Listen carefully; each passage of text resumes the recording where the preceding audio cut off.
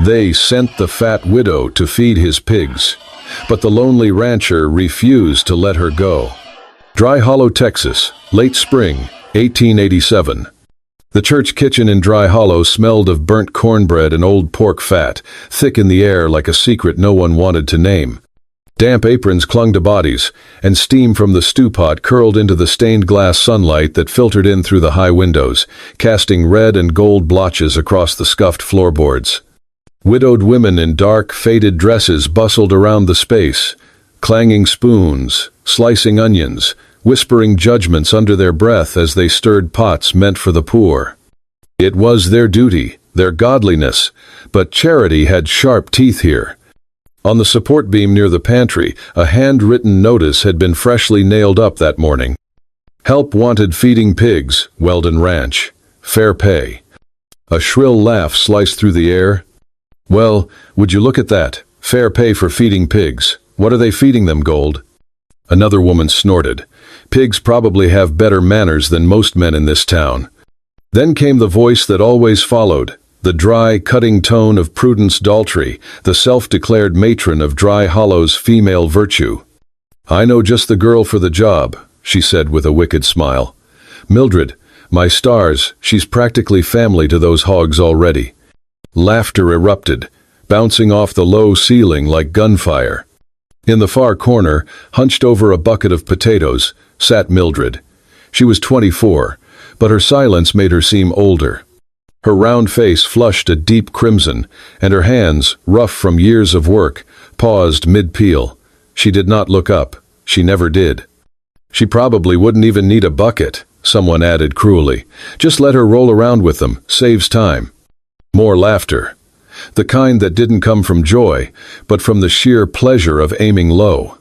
Mildred's fingers trembled as she resumed peeling, faster, harder, like she could slice the humiliation off her skin. Her dress clung to her back with sweat. The room was too hot. Or maybe it was just the shame. She's still here eating our food, taking up space, another muttered just loud enough. Let her earn her keep.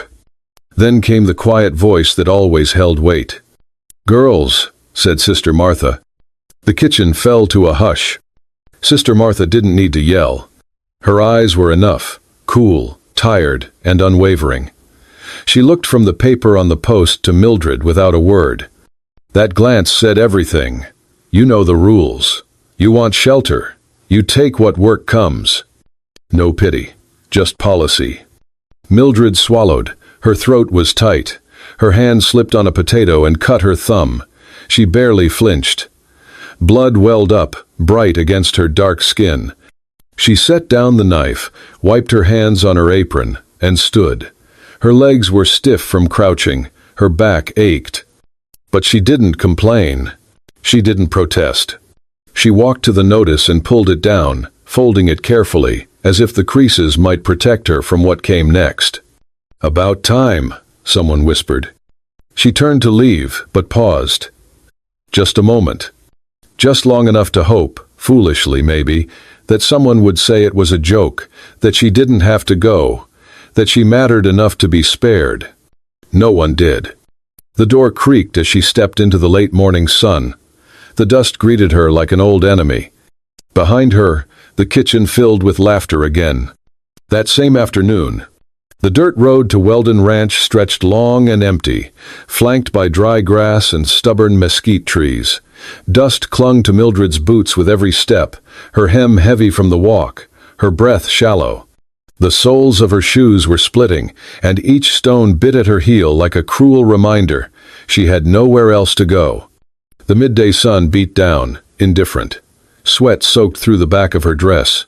Her shoulders ached from the weight of the cloth bag slung over one arm.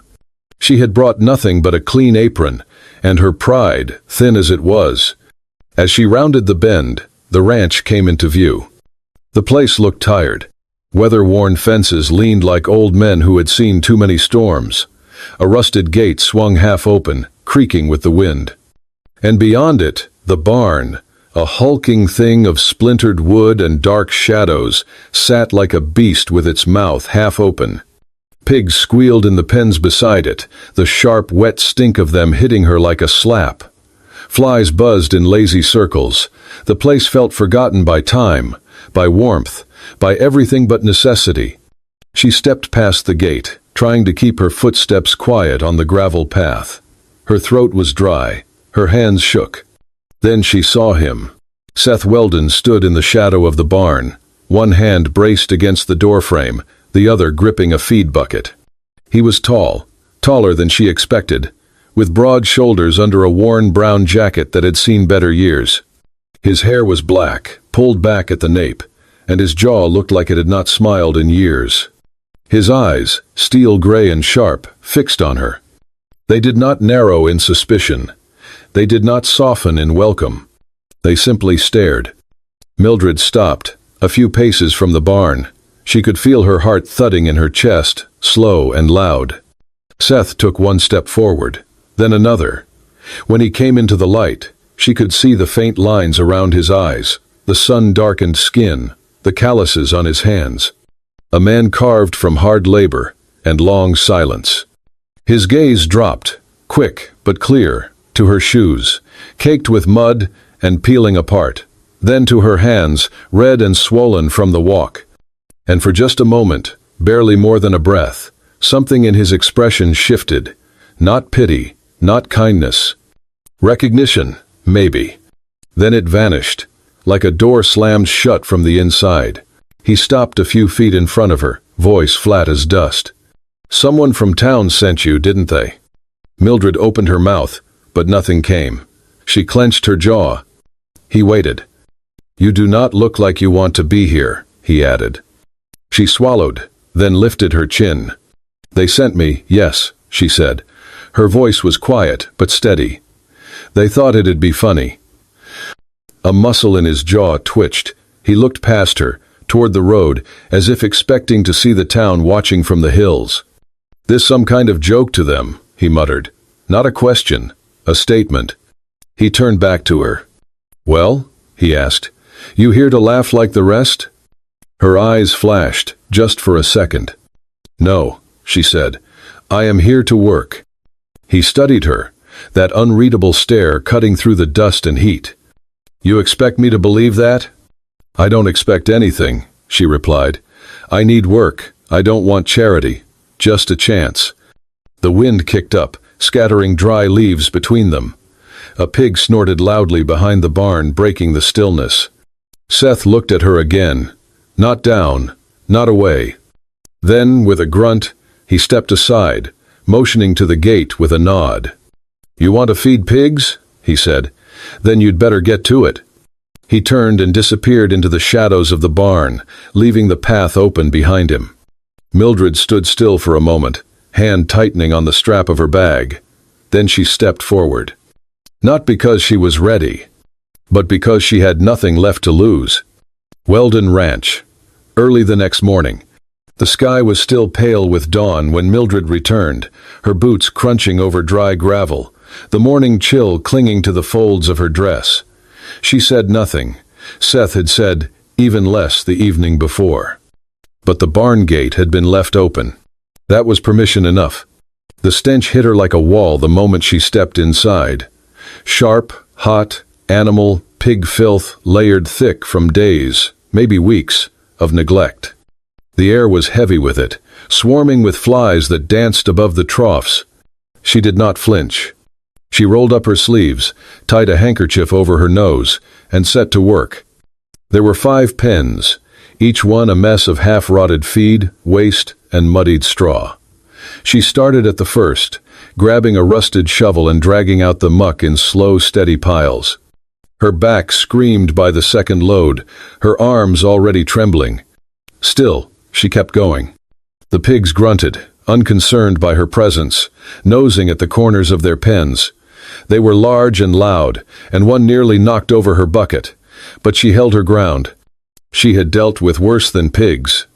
At least they did not lie. By mid-morning, her dress was soaked through, her hands blistered, her stomach ached from the effort. But she did not pause. She remembered how it used to be, years ago, waking before sunup with her husband, fixing coffee before tending the goats and chickens. The smell of hay, the warmth of routine, The small things that made her feel like a woman with purpose. Before sickness took him. Before pity took her place. Now, she scraped at caked-on slop, sweat running down her temples, dirt streaking her arms, no one watching, no one clapping. Just work. And still, something had changed. When she stepped out to empty the waste, she saw it. A tin canteen placed carefully on the fence post. Full. Cool. She hadn't left one there. She unscrewed the cap and drank slowly, the water sweet and sharp in her mouth. Her hands trembled slightly as she lowered it.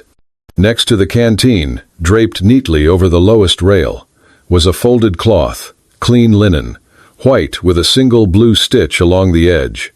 Right at her reach. She stared at it for a long moment, then took it, wiped her face, and pressed the fabric to her cheek for one quiet second before folding it again and setting it back.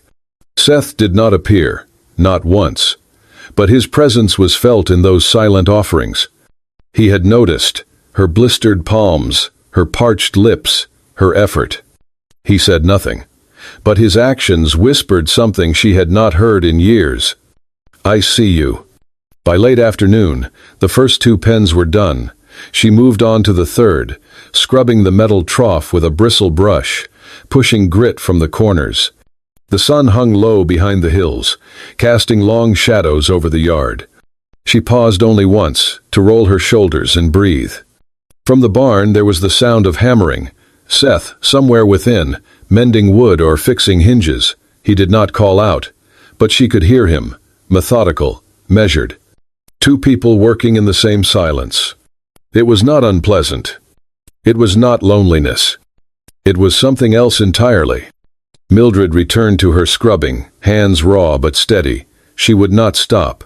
Not now. Not when the silence finally made room for her. By late afternoon, the clouds began to gather.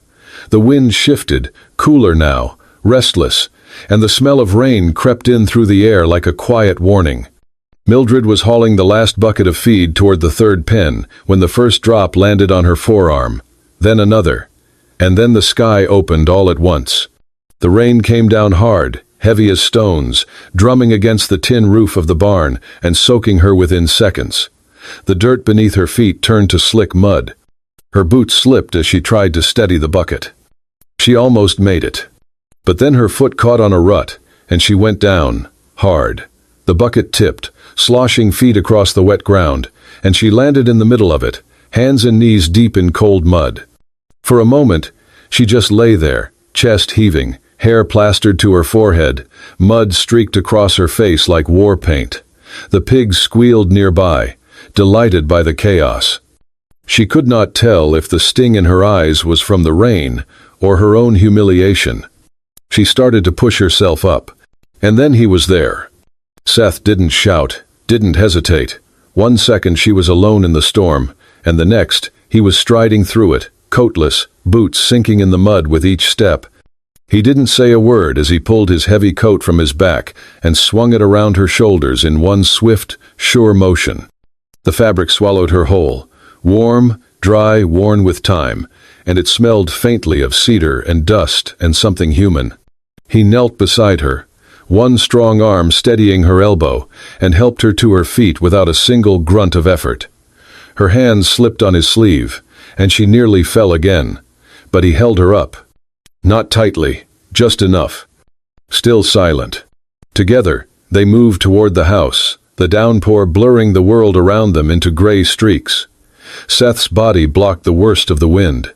His hand remained lightly on her back, not possessive, not guiding. Just present. At the front steps, he shouldered the door open with one solid push and led her inside. The house was dim and spare. A small fire crackled in the hearth. The scent of wood smoke drifted through the air. Seth walked her to the kitchen and pulled out a chair. Mildred sank into it, soaked to the bone, her hands trembling as she pulled the coat tighter around her. Mud dripped from her hem. A puddle formed at her feet. Seth disappeared into the back room. A few minutes later he returned with a towel and a dry cloth, setting them down beside her. Then, without a word, he filled the kettle and placed it on the iron stove. She watched him move, deliberate, efficient. A man used to silence. A man who knew how to take care of things without being asked. When the kettle whistled, he poured hot water into a chipped ceramic mug and added a pinch of fresh mint from a small bundle hanging near the window. The leaves swirled in the steam. He set the mug in front of her. It was cracked, worn at the rim, and it felt more like a treasure than any fine china she'd ever seen. Mildred stared at it. Her fingers, still trembling, reached out and wrapped around the mug. The heat bled into her palms, up her arms, down into her chest. She looked up at him. His arms were crossed loosely. His shirt was damp, his face unreadable. But he was watching her. Not with pity. Not with amusement. Just watching. She lowered her eyes again, lifted the mug to her lips, and took a sip. The warmth hit her tongue, the mint sharp and clean, and something inside her cracked open. Her throat burned. She set the mug down carefully, both hands still wrapped around it like it might vanish if she let go. Her voice came out smaller than she meant it to. "Thank you." He gave a short nod, nothing more. Then turned and walked toward the fire, tossing another log onto the flames. She watched his back for a long moment, chest tight. Not since her husband had anyone made her feel safe just by being near. Not since he died had anyone made her feel seen. And never, not once, without saying a single word. The days settled into rhythm, like hooves finding the same trail. Each morning, Mildred arrived before the sun fully crested the ridge. Her boots were still worn, her dress still plain, but her steps no longer dragged. The pigs recognized her now, grunting in expectation as she approached the pens. And when she whistled, 2 short bursts followed by a long one. They came trotting like children called home for supper. Seth had taught her that. He had shown her once, hands tucked in his pockets, standing a few feet away as she fumbled with the grain bucket. "Like this," he said, lips barely moving. Then he whistled, and they responded. The next morning she tried, and it worked.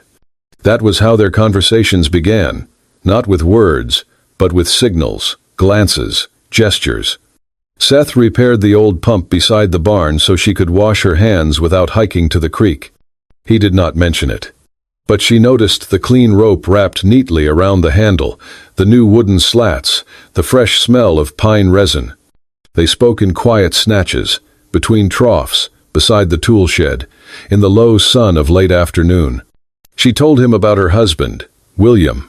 He was quick-tempered, she said one day, as she scrubbed the feed trough. But when he laughed with his whole chest. He never hit me, never raised his voice without hugging me after. Seth nodded slowly. "Hard men can still love hard," he said. He rarely spoke of his own past, but one evening, as they sat on overturned barrels peeling potatoes for dinner, he said, "She used to hum while she cleaned. Could not carry a tune, but it didn't matter. The silence, after she was gone, it was louder than anything else." They fell quiet after that, but it was no longer the silence of strangers. One afternoon, as they cleared out the pen near the fence line, Mildred leaned over to haul a bucket. Seth reached for it at the same time. Their hands brushed, brief, bare skin against bare skin. Neither pulled away immediately. Instead, they froze, just for a second, the kind that lingers longer than it should, then stepped back without a word. No fluster, no apology. Just an acknowledgement. Some things did not need language. The days grew longer, the evenings softer. A kind of peace settled between them. Not romance, not yet, but comfort, recognition, shared weight. Then came the moment that shifted it all. It was late in the day, the sun folding itself into the hills, the sky pink and tired. Mildred was coiling the hose when Seth called her name, softly, from the back porch. She turned. He held something small in his hand, a folded piece of cream-colored cloth. "I want to show you something," he said. She followed him inside, through the hallway she had only glimpsed before. Past the sparse kitchen, the narrow sitting room, to a door she had never seen open. He paused, then pushed it gently. The room beyond was untouched. Dust floated in the slant of golden light. A writing desk stood near the window, with dried flowers still crumbling in a jar. A sewing basket rested on the chair. The air smelled faintly of lavender, and something older, something mourned. Seth stepped aside, then handed her the cloth. A handkerchief, lace-trimmed, delicately embroidered, with a faded A. "She made it," he said, "every stitch by hand. She was going to sell them at the fair that fall." Mildred looked down at it, breath caught in her throat. He shifted his weight, his voice low. She would not want it to sit in a drawer, turning to dust. She'd want someone to use it, someone who understands what it means to tend to things. He placed it in her palm. "You keep it," he said. Mildred clutched the handkerchief to her chest. Her shoulders began to shake, not from pain, but from the aching relief of being seen, of being given something not out of pity, but out of trust. Tears spilled, silent and sudden. Seth did not touch her. He simply stood beside her, and it was enough. The rumors came like wind through prairie grass, sudden, sharp, and everywhere. By the middle of the week, 3 women from town pulled up to the ranch in a buggy, waving a basket covered in red gingham and smiles too wide to be real. Their dresses were pressed, their boots spotless. Mildred opened the door before they could knock. "We thought you might be hungry," one said, her voice like syrup left out too long. "Working with pigs must work up quite the appetite." She smiled, but there was steel behind her teeth. "Brought you some apple pie," another added, "just our little way of saying welcome." The third woman stayed quiet, looking around the porch, her eyes settling on the broom, leaned against the railing, the clean doormat, the boots lined up neatly. "Looks like you've settled in," she finally said, "quite comfortable." Mildred nodded and took the basket. "Thank you," she said quietly, eyes downcast. They lingered. "You know," one of them said, leaning slightly forward, "folks in town talk. Say you've taken a liking to the place. To the man." The others chuckled. "Can't blame you. Seth Weldon's always been a quiet one. Maybe he just needed the right kind of attention." Mildred felt the heat rising in her cheeks. She pressed the basket to her chest like a shield. "We just don't want you to get your hopes up," the third said with a shrug. "Men like him, well, they carry ghosts. Hard to share a bed with one woman when another's still in their heart." The laughter was soft but cruel. They left before she could reply. Inside, Mildred placed the pie on the table and stared at the basket for a long moment. Her hands trembled. She reached into her apron pocket and pulled out the lace handkerchief Seth had given her. She set it beside the pie, its soft edges suddenly unbearably heavy. She grabbed a pencil from the side drawer, found a piece of brown wrapping paper, and wrote, "I do not want to be a burden." Her handwriting was neat but shaky. She folded the paper once, slid it under the handkerchief, and stepped outside. The air was thick with late afternoon heat. The sky above was smeared with streaks of gold and blue. She walked past the barn, past the feed bags stacked neatly near the fence, until she reached the long trough she had scrubbed just yesterday. It gleamed in the light, almost proud. She reached out and ran her hand along its smooth edge. "Clean," she whispered to herself, "like his eyes yesterday." Her voice cracked. She pressed her palm flat to the metal and closed her eyes. For a moment, she stood there, breathing in the scent of dust and hay, feeling the ache rise from somewhere too deep to name. Then she turned toward the gate. He was already there. Seth stood with his shoulders rigid, a piece of cloth clutched in his calloused hand. The wind ruffled the hem of his shirt. His eyes were locked on her, unreadable, but not empty. He lifted the handkerchief. "You left this," he said. She opened her mouth, but no words came. "Don't," he said, stepping forward. "Don't leave." His voice was low and hoarse, as though dragged from a well that had been dry for too long. "You are the only thing that makes this place not feel cold." Mildred stared at him, chest rising and falling. The ache in her chest didn't vanish, but it softened, shifted, became something else. "You do not have to carry me," she whispered. "I don't want to be another weight." He took one more step, hand still holding the cloth. "You're not a weight," he said. "You're the reason I started noticing the warmth again." The wind picked up. A few leaves tumbled across the dirt. Mildred looked down at the trough one last time, then back at him. She walked forward, and she stayed. Sunday morning broke soft and golden, the kind of light that made even the worn shingles of Dry Hollow's chapel glow like they had something to say. The church bell rang twice. Inside, the pews filled with familiar faces, tight collars, pressed bonnets, murmured greetings. But all whispers halted when the chapel door creaked open. Mildred stepped through it. Her dress was plain but clean, hair neatly pinned, and her hand was inside Seth Weldon's. Gasps echoed like skipped stones. Mrs. Prudence's mouth twitched. A man in the second pew lowered his hymnal. But it was the silence, the sudden, absolute stillness, that wrapped around the room like smoke. Mildred felt every eye. Her spine stiffened by instinct, but Seth's grip stayed firm, warm, steady. He didn't look left or right, just walked her down the center aisle like it was the most natural thing in the world. They sat. No one said a word to them. The pastor stuttered once at the start of the sermon but soon found his rhythm. As the hour wore on, heads turned less. Voices rose in hymn. The stillness thinned. When the final blessing was given and the congregation began to shuffle out into the dusty yard, the tension returned like a held breath. Mildred stepped through the doorway first. A woman near the steps turned her face away. But before the discomfort could tighten around her again, a small voice piped up. "Hi, miss." A boy, no more than 6, waved with both hands and grinned. Mildred blinked, caught off guard. "Your dress is pretty," he added. She smiled. A real one. Not forced, not polite, just soft and honest. Then came the voice that cracked the sky. "If anyone here still thinks she's a joke," Seth said loud and clear, "you can say it to me."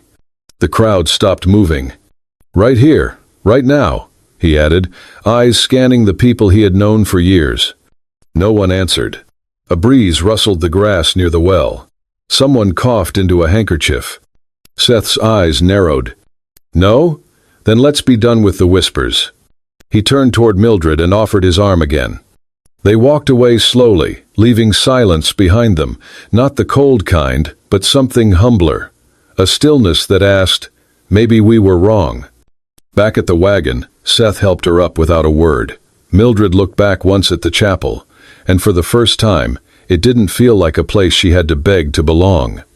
It just felt like a place she had chosen to walk into, with him.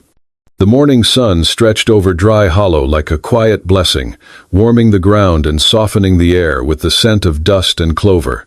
Seth led Mildred by the hand through the back gate, past the pig pens and the worn fence, to a patch of earth beneath the large sycamore near the barn, where she had once sat alone, her first day on the ranch.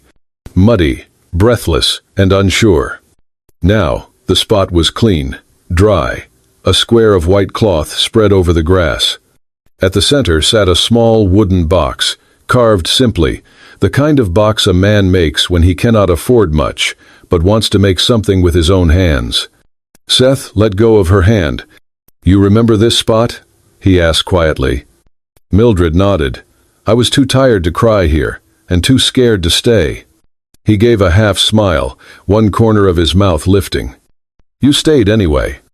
He knelt, not with ceremony, not with practiced charm, but with the quiet steadiness she had come to know. His knees hit the edge of the cloth. He reached for the box and opened it. Inside was a ring, rough around the edges, but clean, forged from an old nail, shaped by fire and will. The surface was smooth, worn down from polishing, and in the center, a small engraving, 2 initials, carved by hand. "I am not a rich man," Seth said. "I do not have diamonds. I do not have lace, but I had an old horseshoe nail and a fire pit and time." He looked up at her. "I am serious enough to shape something that will last." Mildred's breath caught. The world shrank to the dirt beneath her boots, the smell of warm grass, and his voice, always so quiet, but now louder than any bell she had ever heard. "Would you stay?" he asked. "Not because you have to, but because you want to?" She blinked, and tears spilled over without shame. Her hands trembled, and she dropped to her knees beside him. "Yes," she whispered. Her voice cracked, but it did not falter. "Yes, I want to." Seth reached out and took her hand, those hands that had scrubbed troughs, carried buckets, and held her pride together like brittle porcelain. He slipped the ring onto her finger. Then, gently, he lifted her hand to his lips and pressed a kiss to her knuckles. "These are not rough hands," he said softly. "They're the hands of someone who stayed." She leaned forward, resting her forehead against his. Around them, the pigs rustled lazily in the pens, the wind sighed through the trees, and the ranch, for all its mud and sweat, felt like a place where something true had finally grown. And she stayed, forever this time. If this story touched something deep in you, if you believe that even the roughest hands can hold the gentlest love, then do us a favor, hit that like button, and leave a comment saying, "I believe in second chances." And if you want more stories like this, tales of love that rise from the dust, from silence, from the scars we carry, then make sure you subscribe to Wild West Love Stories and turn on notifications. We've got more hearts to break, heal, and hold. Thanks for riding with us. Until next time, keep your boots dirty, your heart open, and never stop believing in love that defies the odds.